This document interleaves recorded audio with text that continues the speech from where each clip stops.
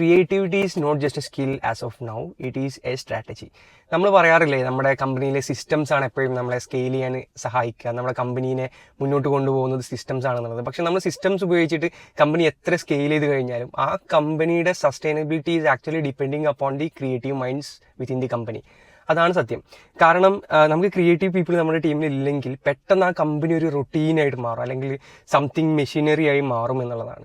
And for every startups there are moments where we feel like logic cannot take us to the next step. നമുക്ക് അടുത്തൊരു സ്റ്റെപ്പിലേക്ക് പോകാൻ, അല്ലെങ്കിൽ ഇപ്പോഴൊരു challenge നമ്മൾ face ചെയ്യാൻ വേണ്ടിയിട്ട് നമ്മളൊരു പക്ഷേ ലോജിക് അല്ലെങ്കിൽ നമ്പേഴ്സ് അല്ലെങ്കിൽ KPIs ഒന്നും നമ്മളെ സഹായിക്കില്ല. ആ സമയത്ത് ഈ ക്രിയേറ്റിവിറ്റിയും ഈ ക്രിയേറ്റീവ് മൈൻഡ്സ് ആയിരിക്കും ആ കമ്പനി അല്ലെങ്കിൽ ആ സ്റ്റാർട്ടപ്പിനെ ആ ഹേർഡിൽ ചാടിക്കടക്കാൻ സഹായിക്കുക എന്നുള്ളതാണ്. That is what I felt.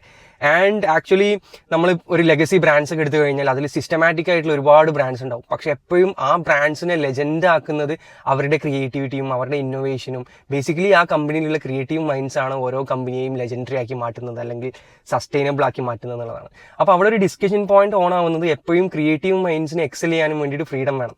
അപ്പോൾ ടു വാട്ട് എക്സ്റ്റെൻഡ് ഈ ഫ്രീഡം കൊടുക്കണം എന്നുള്ളത് എപ്പോഴും ഒരു ഡിബേറ്റബിൾ ടോപ്പിക്കാണ്. അവിടെയാണ് എല്ലാവരും കൺഫ്യൂസ്ഡ് ആവുന്നത്. In my opinion too much freedom is actually directionless. നമുക്ക് ഒരുപാട് ഫ്രീഡം ഉണ്ടായി കഴിഞ്ഞാൽ ഒരു ഡയറക്ഷൻ കിട്ടില്ല. അങ്ങനെ ഡയറക്ഷൻ കിട്ടിയിട്ടില്ലെങ്കിൽ ബേസിക്കലി അത് എക്സിക്യൂഷനിലേക്ക് എത്താൻ പറ്റില്ല എന്നുള്ളതാണ്. Because too much idea is ഫാറ്റിക്. ഒരുപാട് ഐഡിയ ഉണ്ടായിട്ട് കാര്യമില്ല.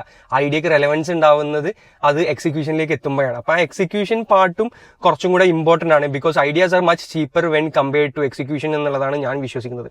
അപ്പോൾ എപ്പോഴും ആ ഫ്രീഡം ഒരു ഫ്രെയിമിനുള്ളിലാവണം എന്നുള്ളതാണ് എൻ്റെ ഒരു opinion. And like in a nutshell എപ്പോഴും ക്രിയേറ്റീവ് മൈൻഡ്സ് ഇല്ലാത്ത കമ്പനികൾ പെട്ടെന്ന് ഡൈ ആവും. They will shut very fast. And if there is creative minds and without a frame or without a direction they will die slowly. അപ്പോൾ either way company die ആവും എന്നുള്ളതാണ് എൻ്റെ opinion. So the best option would be to have creative minds and set a framework for them to work on. That is what I would suggest. And one more thing, actually ഈ creativity കമ്പനിയിൽ ഇല്ലാതാവുന്നത് നമുക്ക് പെട്ടെന്ന് അറിയാൻ പറ്റത്തില്ല. അത് ഭയങ്കര silent ആയിരിക്കും, ഭയങ്കര പൊളൈറ്റ് ആയിരിക്കും, പക്ഷേ very dangerous. That is what I would like to say. പക്ഷേ ആ ഒരു പാറ്റേൺ നമുക്ക് ഐഡന്റിഫൈ ചെയ്യാൻ പറ്റും, ആ ഒരു algorithm. Because things in company becomes much more predictable. അതുപോലെ തന്നെ ഭയങ്കര റിപ്പീറ്റേറ്റീവ് ആവും, പിന്നെ ഭയങ്കര റൊബോട്ടിക് ആവും. പിന്നെ നമുക്ക് തന്നെ ഫീൽ ചെയ്യും, ഒരു ലൈഫ്ലെസ് ആയിട്ട് നമുക്ക് ഫീൽ ചെയ്യും. സ്റ്റാർട്ടപ്സ് പെട്ടെന്ന് ആ ലൈഫ്ലെസ്സിലേക്ക് പോകുന്നൊരു ആ ഒരു ട്രാൻസിഷൻ നമുക്ക് പെട്ടെന്ന് ഐഡന്റിഫൈ ചെയ്യാൻ പറ്റും എന്നുള്ളതാണ്.